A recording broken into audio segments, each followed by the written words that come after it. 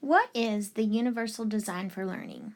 The Universal Design for Learning is a set of guidelines that can be used to develop, enhance, and update curriculum that allows all students the equal opportunity to learn. It's a basic set of blueprints that develop instructional goals, methods, materials, and assessments to allow everyone to learn. Universal design is a flexible approach to learning. It's flexible in the ways that students learn, it's flexible in assessments, and it's flexible in the motivations of students. With UDL's flexible approach to learning, it reduces the barriers of learning. Universal Design for Learning provides accommodations, supports, challenges, and it maintains a high standard for all students, not just some, but all students. Unlike traditional approaches to learning, the Universal Design for Learning focuses on the process of learning. It focuses on creating expert learners. Expert learners are considered learners who want to learn, learners who can monitor their own learning, and learners who maintain flexibility and strategic processes for learning. The Universal Design for Learning has three neural networks: recognition, strategic, and effective. We're going to go into each one in depth. The first network we're going to talk about is the what of learning. Some key words that are linked with recognition include perception,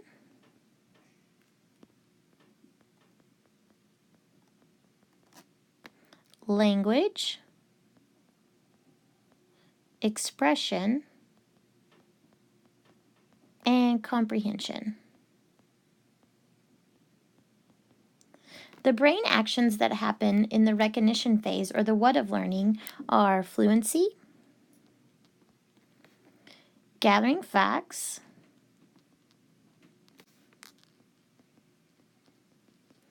and categorizing. And what are some things that the teachers can do for this network? They can vary content delivery,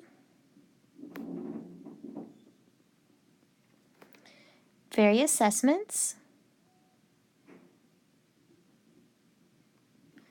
and they can allow for technologies, assistive technologies.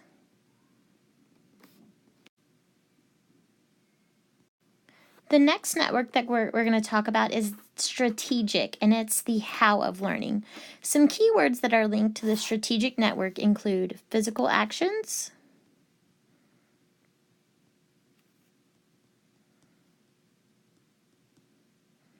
communication,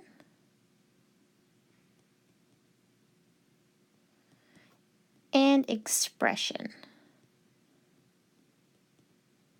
Some brain actions that happen in the strategic network include organizing information, decoding, understanding, and structuring new content.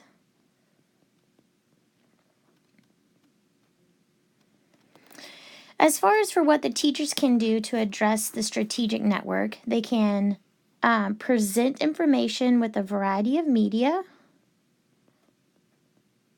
That includes audio, sound, visual aids. They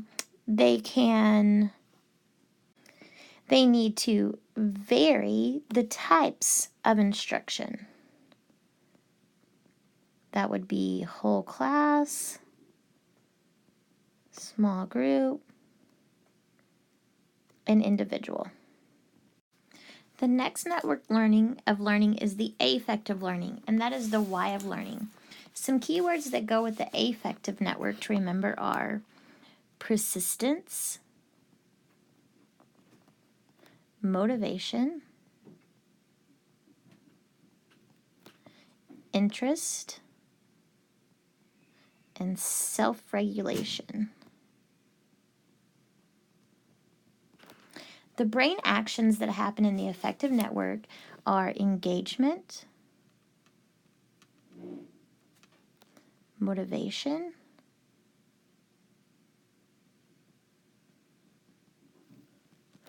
collaborative,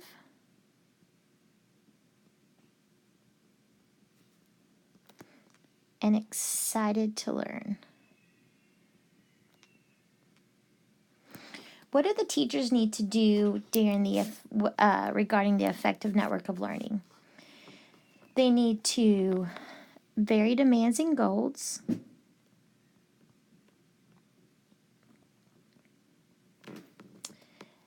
find student motivation,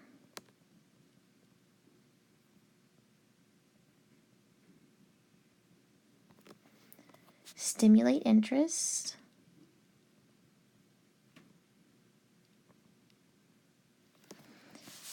and they need to allow for individual choice.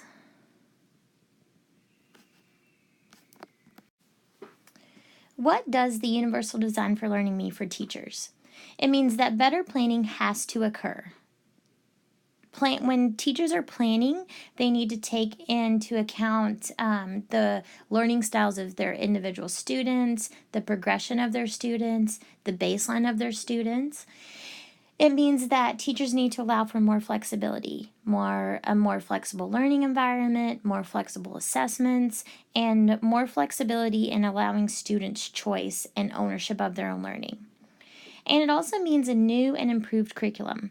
Does that mean that the current curriculum that we're using doesn't work? No. Does it mean that we have to go out and buy the newest, most up-to-date curriculum? No. It just means that activities may need to be added and assessments may need some modification in the current curriculum that you're using. And what does universal design for learning mean for students? It means that all students will be given a fair shot at learning. It allows for students to take ownership and responsibility for their own learning. Their successes are measured against their own baselines. They can be offered choices in how to understand content knowledge and take in knowledge. It also means that they're offered choices in how they will present to the teacher the knowledge that they've gained throughout the unit. And it allows for flexibility and understanding between themselves, the parents, administration, and the teachers. How can universal design for learning be used in the classroom? UDL works in the classroom like this. The entire class is presented with an overall goal or a standard, and then you provide students with essential questions as they work through the learning. As you provide essential questions and you present them with content, you can do that through whole class. You can work with a small group, 3 to 5 students. You can work with individuals, or you can allow it to be a self-paced learning environment. On top of delivering all of these different environments for delivering content, you can also vary each one of those. So maybe with whole class you want to do a lecture, or maybe with whole class you want to present multimedia, or maybe with whole class you want to do hands-on activities. The same thing for small group. Maybe you want to do a small group that has a lecture. Maybe you want to do a small group with hands-on activities. Maybe with individuals you just want to do hands-on activities. But individuals could also listen to lectures or listen to sound clips and videos, use visual aids, and read on their own as they're still working towards this common goal. Also, in universal design for learning, you have to do formative and cumulative assessments. A formative assessment may include observation, conferencing, or work pages. The cumulative assessment would be the end of unit, project, presentation, or test. One major component of the universal design for learning is for teachers to allow technology into their classroom. By allowing technology, you're assisting in meeting students' individual needs, whether the content loaded on the devices addresses their learning level or a disability, such as audio features for hearing disabled students, more visual resources for students who have trouble seeing the board, or students who have dyslexia. Maybe on their device they have a keyboard overlay, or they download a different keyboard for their iPad or their tablet. It also allows for technology to be more personalized, so students actually get to choose what technology they're using and how they're using it. To sum it up, the Universal Design for Learning is a set of principles and standards being brought into traditional classrooms that address, assess, and allow students individual learning styles and progress instead of categorizing students as average. Universal Design for Learning is perfect for our school because we have different languages. We have students who come to Dallas from Israel, from South Africa, from England, all over the countries, so that English is their second language. We also have different cultures here. There are cultures, again, from all around the country. There are Jewish and non-Jewish students who attend the school. And it allows for recruitment of a variety of students.